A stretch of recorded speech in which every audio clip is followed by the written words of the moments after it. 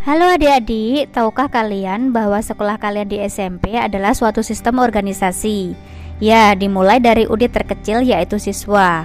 Apabila siswa-siswa berkumpul, maka akan membentuk kelas. Dan apabila kelas berkumpul, akan membentuk SMP. Dan tahukah kalian bahwa makhluk hidup seperti tumbuhan, hewan, dan manusia juga termasuk sistem organisasi? Tepatnya adalah sistem organisasi kehidupan yang dimulai dari sel, kemudian jaringan, kemudian organ, sistem organ, dan yang terakhir adalah organisme yang merupakan makhluk hidup itu sendiri. Supaya kalian lebih memahami materi ini, maka kita simak video sebagai berikut.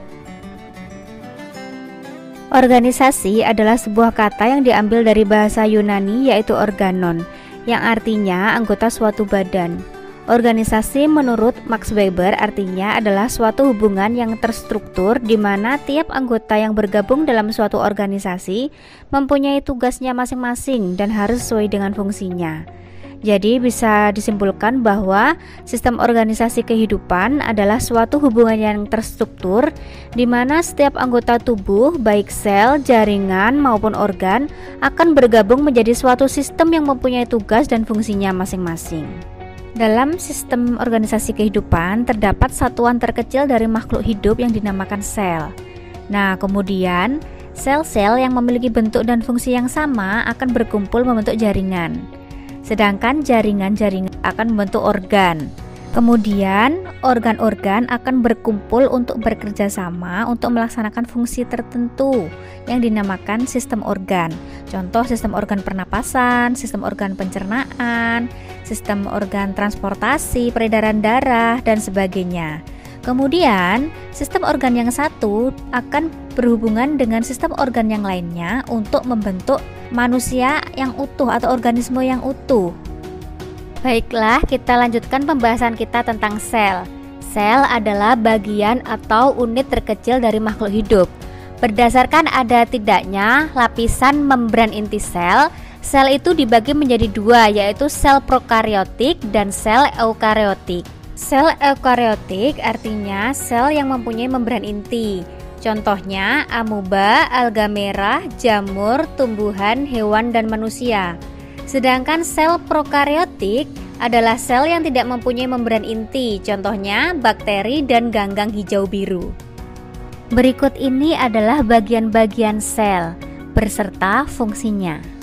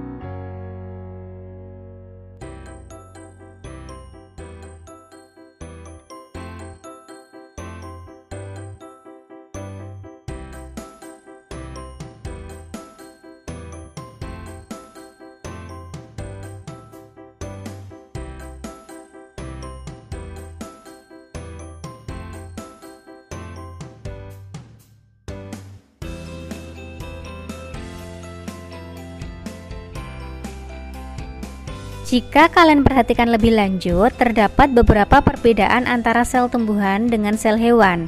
Pada sel tumbuhan terdapat dinding sel, kloroplas, vakuola, dan plastida yang tidak dimiliki oleh sel hewan. Serta sel tumbuhan tidak memiliki sentriol atau sentrosom yang ada pada sel hewan, kecuali tumbuhan tersebut adalah tumbuhan tingkat rendah.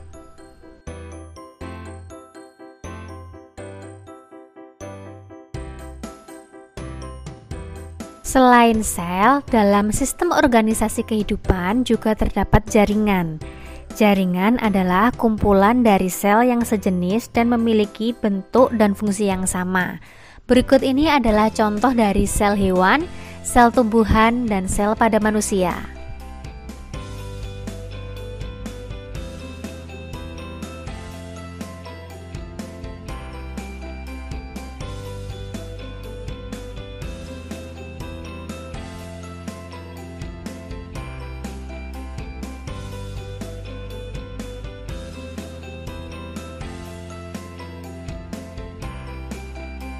Dalam makhluk hidup terdapat berbagai macam jaringan, dan kumpulan dari jaringan yang berbeda bentuk dan berbeda fungsi itu akan membentuk organ. Berikut ini adalah contoh dari berbagai macam organ dari hewan, tumbuhan, dan manusia.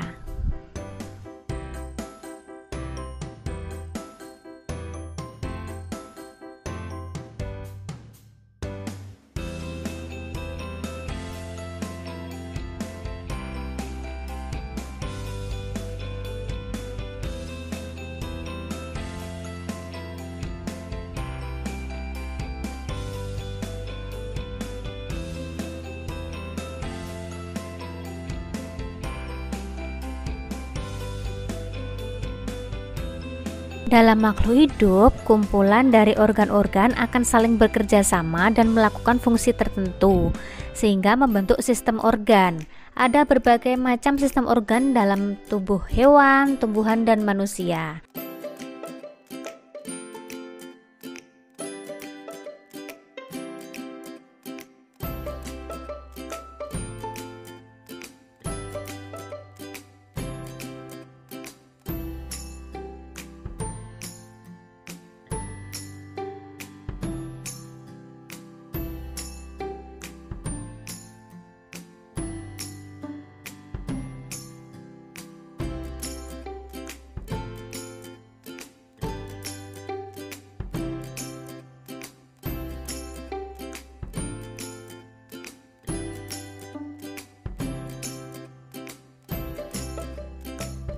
Dan selanjutnya, sistem organ akan berkaitan satu sama lain untuk menjadi suatu kesatuan yang dinamakan organisme atau makhluk hidup yang utuh.